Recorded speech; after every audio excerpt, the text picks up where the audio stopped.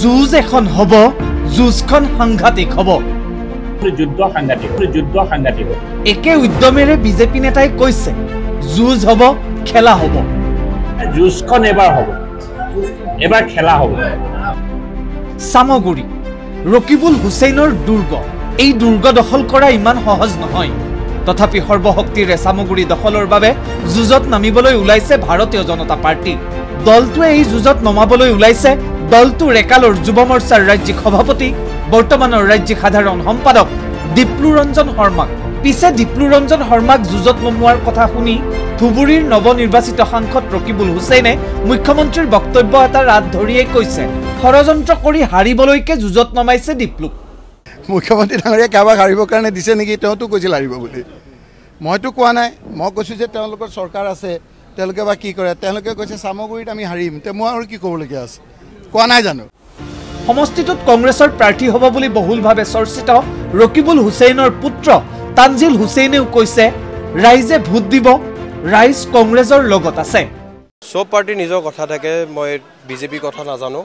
আমাৰ কংগ্ৰেছৰো নাম চলি আছে, কিন্তু সব পাৰ্টি যোনটো কথা চলি আছে নিজৰ ডিচিশ্যনত যোনে যি লয় সেইটো তেওঁলোকৰ কথা, মোৰ ক'ব লগা নাই। আমাৰ কংগ্ৰেছৰ আমি গণতান্ত্ৰিকভাৱে এটা দল হয়, গণতন্ত্ৰত আমি বিশ্বাস কৰোঁ। এতিয়া যোনে যেনেকৈ ফাইট হ'ব, এতিয়া আমাৰ ভোটদাতা ৰাইজ আছে, তেওঁলোকে যি সিদ্ধান্ত ল'ব তেওঁলোকে ল'ব আৰু কংগ্ৰেছটো জিকিবই লাগে। সামগুৰি বিজেপিৰ বাবে সহজ সমষ্টি নোহোৱাৰ অন্যতম এটা কাৰণ হৈছে সামগুৰিৰ জনগাঁথনি। সমষ্টি পুনৰ নিৰ্ধাৰণে পূৰ্বতকৈ বিজেপিৰ বাবে সামগুৰি জটিল কৰিলে যদিও উপ নিৰ্বাচন হ'ব পুৰণি সামগুৰিত, আৰু পুৰণি সামগুৰিতে জয়ৰ সম্ভাৱনা দেখিছে বিজেপিয়ে। কেনেকৈ দেখিছে বুলি ক'লে ক'ব পাৰি সমষ্টিটোত 2016ৰ নিৰ্বাচনত বিজেপি প্ৰাৰ্থী জিতু গোস্বামীয়ে দিয়া শক্তিশালী যুঁজ, আৰু 2024ৰ লোকসভা নিৰ্বাচনত পুৰণি সামগুৰিত কংগ্ৰেছৰ সৈতে 3400 ভোটৰ ব্যৱধান। এই সকলোবোৰৰ মাজতে বিজেপিৰ বাবে যুঁজখন কঠিন বুলি ভবাৰ মূলতে আকৌ সমষ্টিটোত হিন্দু ভোটতকৈ মুছলমান ভোট 25,000 বেছি। তথাপি শক্তিশালী যুঁজ দিব বিজেপিয়ে। একে সময়তে লোকসভা নিৰ্বাচনত ভোটাৰে প্ৰত্যাখ্যান কৰা AIDFৰো প্ৰাৰ্থী থাকিব সামগুৰিত, যি কথা স্পষ্ট কৰিলে ধিঙৰ বিধায়ক আমিনুল ইছলামে।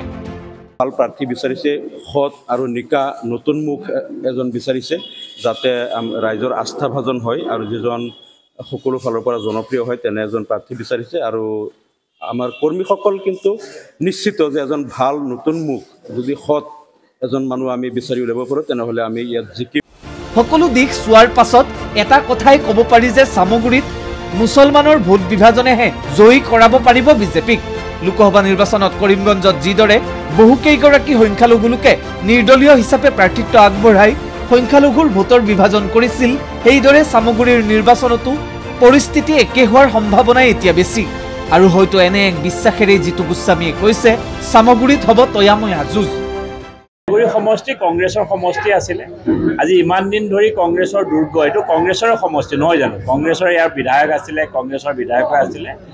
কিন্তু যি দেখা পাইছোঁ মই পৰিৱৰ্তন ৰাইজৰ মাজত, মই ভাবিছোঁ এবাৰ পৰিৱৰ্তনটো নিশ্চয় অৱশ্যম্ভাৱী। খেলা হ'ব, সামগুৰিত খেলা হ'ব। Bureau report ND24।